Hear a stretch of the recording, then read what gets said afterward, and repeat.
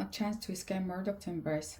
In 2009, I attended a wedding of News International Chief Executive Rebecca Brooks. The ceremony took place by a lake at a country estate. I stood next to TV presenter Piers Morgan while Paul Deck, Daily Mail editor, was a few yards away. Her mother was closer to the action. David Cameron hung back the slope. Gordon Brown, then Prime Minister, arrived late with all eyes turning to him as he walked down to the lake. At the reception, I had a brief conversation with Mr. Cameron. I said, I hoped he would not win the upcoming election, but that if he did and if he wanted to act to improve political debate and standard, I would support him. For some time, the journalist in me had known that the relationship between politics and the media was not serving the public, but it was my first-hand experience this developing cultural abuse and negativity that convinced me Britain's press and 24-hour news were making more difficult for local leader to govern. It's got worse, hasn't it? He said. I replied that he would be a much stronger prime minister were he to take office, not feeling he owed anything to the big media groups.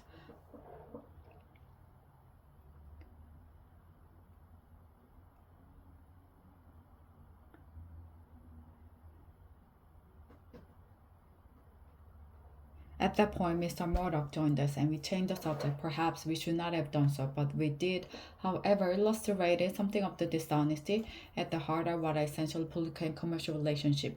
It is not easy what Ed Miliband did last week, Labour leader did last week, make himself an enemy of some of the media's most powerful forces.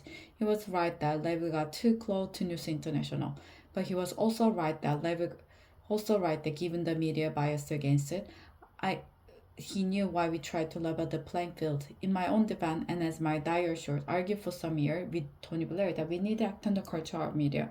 At one point, he ticked me off, asking that I not make views obvious in front of Mr. Murdoch, his son James, and Les Hinton, then chief executive of News International.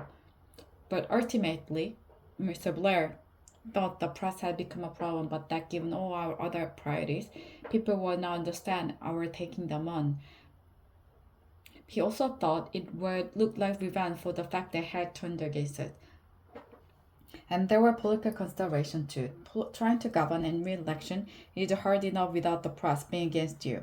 Except that fall, but media support was something we created at the expense of position of principle on media issues, but that trap has now been sprung.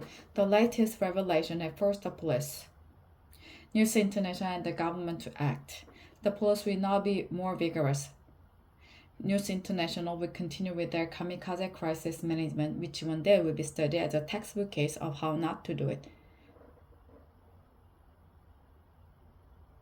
But the most important development are the Prime Minister during inquiry into press practices and a new system of regulation. These mean we now have once-in-a-generation opportunity for new settlement between politics and the media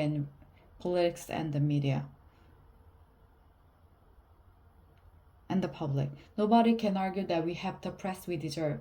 Pressured by technological change, a dominant strain of British media has gone into a spiral of decline, in which this scandal is only the most dramatic development. Mr. Cameron did not look comfortable announcing the reviews. He has personal relationship at stake, and given he hired Andy Coulson as his communications director, his judgment is too.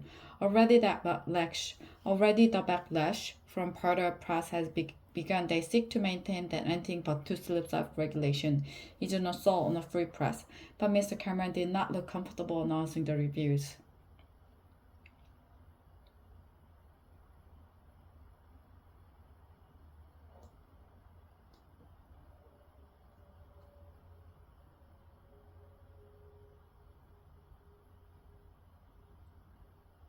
Did not look comfortable announcing the reviews. He has personal relationship at stake, and given he hired Andy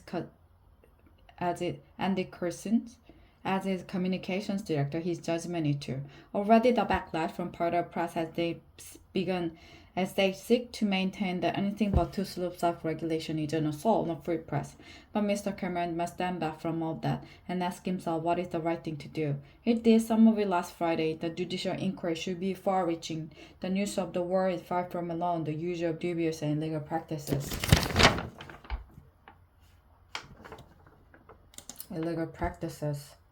as widely ignored report from the Information Commissioner have shown. Part of Bruin's media reminds me of the trade union before Mrs. Thatcher. They feel untouchable. As I say about Lever could and should have done more to deal with the therapist. But just as the MP's expenses scandal emerged from the failure of Mrs. Thatcher's government to tackle MP salaries, so the system by which he showered honors on editors and honors. A practice to which we put an end with a rule that no serving editor could be honored. Means to have something to answer for. Whatever the past, it is Mr. Cameron who must lead the country to a better place. Mr. Miliband has shown himself capable of playing a good and principled part, and so should the public. Ultimately, political debate will only improve if the public wanted to, if they channel the anger at recent events into an assessment of what kind of paper they read, whether they really want to live on a diet of celebrity, trivia, negativity, and abuse. To coin a phrase, we are all in this together.